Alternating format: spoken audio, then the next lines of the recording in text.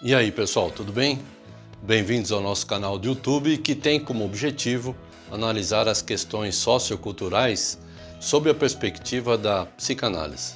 O vídeo de hoje é sobre o Brasil. Que país é esse, hein?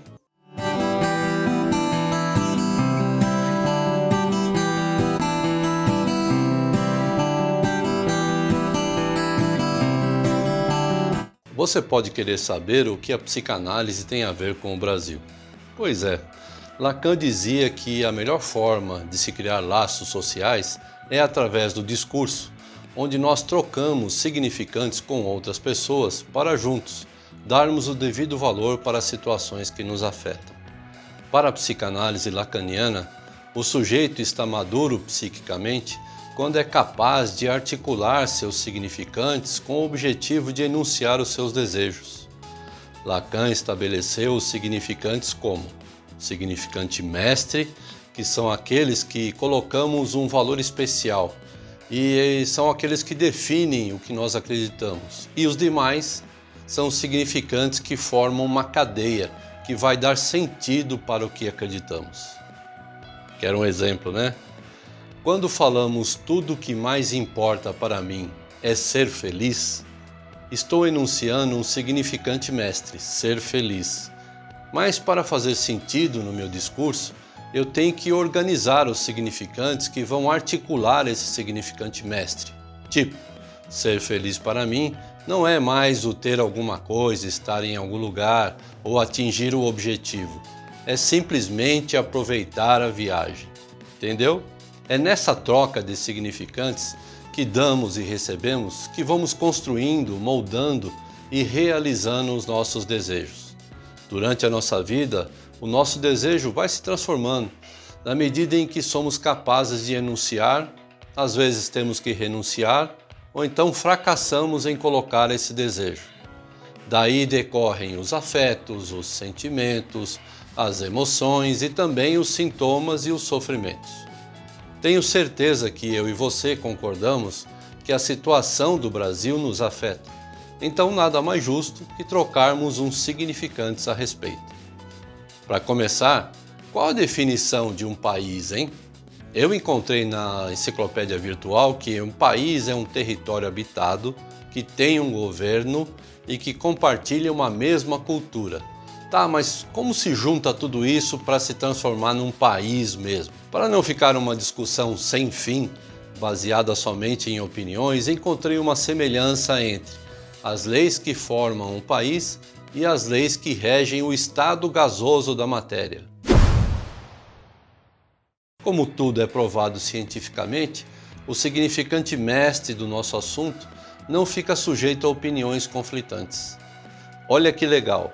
Um país se parece com um gás porque a sua constituição é invisível a olho nu, assim como a constituição de um país é, como diria o professor Yuval Harari, uma realidade imaginária, que as pessoas que vivem nele acreditam e permanecem unidas sobre esse propósito de pátria. Uma dessas leis do estado gasoso da matéria diz que se o volume ou a área que ocupa um gás se mantém constante, a pressão e a temperatura têm uma variação proporcional. Calma, você vai entender já já. No caso de um país, se o território que um povo ocupa se mantém constante, o governo, que é a pressão, e a cultura, que é a temperatura, tem uma variação proporcional. Como a área do nosso país é muito grande, as moléculas, o povo, ficam muito longe uma das outras e demora muito para variar a pressão e a temperatura, já que o choque e as agitações das moléculas demoram para ser percebida.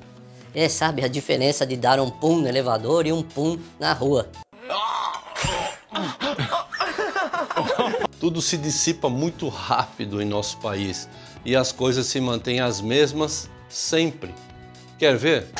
A maioria das pessoas acreditam que nosso país mudou muito o seu sistema de governo desde a independência. Mas isso não é bem verdade. Deixa eu te provar. O Brasil sempre teve uma forma de governo oligárquica e isso nunca mudou. Mas o que é uma forma de governo oligárquica? É aquela em que o país é governado em favor de um grupo. que pode ser familiar, político ou econômico. Em 1815, quando o Brasil deixou de ser colônia e passou a ser reino, o regime era a monarquia absoluta, ou seja, em favor de um grupo familiar. Em 1822, deu uma confusão danada nas relações com Portugal, que queria transformar o Brasil em colônia novamente. E Dom Pedro I, apoiado por um grupo econômico interessado na manutenção da posição vantajosa de reino, declarou a independência. Em 1889, a gota d'água para um determinado grupo econômico foi a assinatura da Lei da Abolição dos Escravos, e apoiado por esses, o exército, que já queria o fim da monarquia por perda de prestígio, deu o golpe militar e proclamou a República.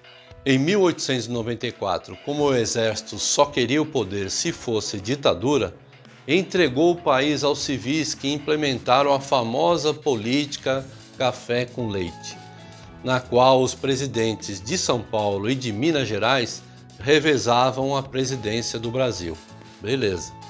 Em 1930, bastou o revezamento ser quebrado e um paulista assumir o poder em sucessão a outro e, alegando fraude nas eleições, houve um golpe militar apoiado pelo grupo político que estava em desvantagem.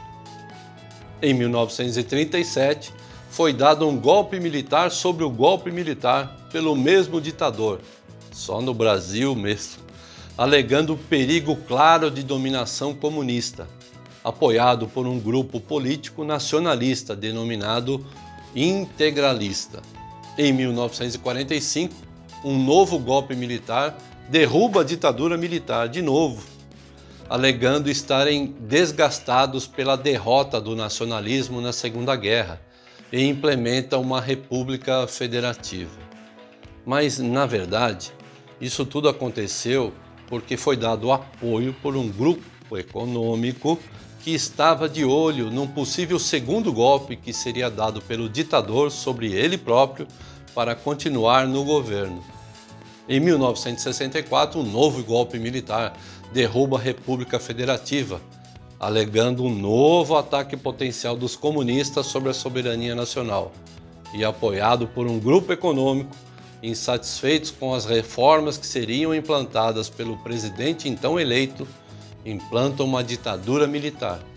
E em 1985 ocorre uma transição democrática devido à pressão popular que foi apoiada por um grupo econômico que estava em desvantagem com a incompetência dos militares em gerir a política econômica do Brasil. É implementado o voto direto para presidente como prova da democracia, porém, fica claro com o passar do tempo o disfarce para o verdadeiro regime oligárquico vigente no país até hoje. Boa parte dos brasileiros ainda acredita que o significante de democracia é o voto direto para presidente, quando na prática a democracia se faz com instituições legislativas e judiciárias que garantam, através da criação e cumprimento de leis, a implementação de planos de governo por instituições do Executivo para o bem de todos os cidadãos. Isso não acontece no Brasil. Nada mudou desde sempre e somos um país oligárquico disfarçado de várias formas de governo. Ah, mas a cultura variou muito, isso você não pode negar.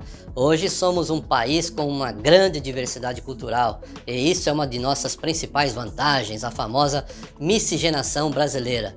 Vamos pensar sobre qual foi a principal motivação de todos os povos que formaram o nosso povo. Vamos a eles.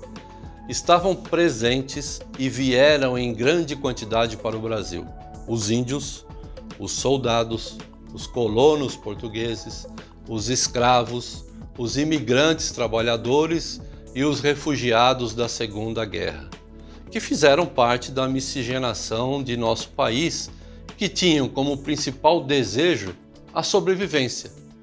Isso é ruim? Claro que não. Foi isso que nos deu uma diversidade cultural fantástica, nas artes, nas crenças, na esperança, nos costumes, na resistência, na força, nas habilidades manuais e esportivas, na culinária, na alegria, na criatividade, nos hábitos, na aparência, no improviso, na obstinação, na musicalidade, no cultivo e no comércio. Mas tudo isso impulsionado pelo mesmo desejo de sobreviver. Até nos orgulhamos de um lema: brasileiro não desiste nunca. Portanto, como a pressão e temperatura, governo e cultura são grandezas de variação proporcional, quanto mais o governo aumenta a pressão em favor de pequenos grupos, mais nós aumentamos a nossa cultura de sobreviver. E vamos continuar assim, porque a área é muito grande e até a pressão fazer a temperatura subir demora, bem como até a temperatura influenciar a pressão vai tempo. Uma opção seria diminuir a área por meio de uma república federativa com autonomia total para os estados.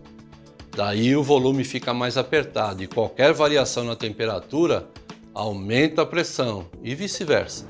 Isso geraria uma energia cinética extraordinária que transformaria a nossa qualidade de vida. A psicanálise nos ensina então que diante de um mal-estar precisamos ampliar nosso discurso para transformar nosso desejo de mudança para melhor. Estes são os meus significantes sobre a situação política do Brasil e eu gostaria muito de saber quais são os seus. Se você gostou do vídeo, dá um like, se inscreva no nosso canal, ative as notificações para receber nossos conteúdos semanais e deixe suas opiniões e contribuições. Abraços e até o próximo vídeo.